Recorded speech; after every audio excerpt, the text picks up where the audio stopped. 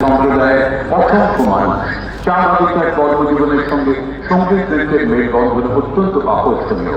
মাননীয় মুখ্যমন্ত্রী মমতা বন্দ্যোপাধ্যায় চা সুন্দরী প্রকল্পের মাধ্যমে চা বাগানের শ্রমিকদের জন্য আবাসন সহ সার্বিক উন্নয়নের ব্যবস্থা করেছেন।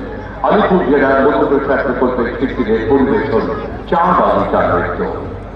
Tribal dance of tea garden of Alipurduar.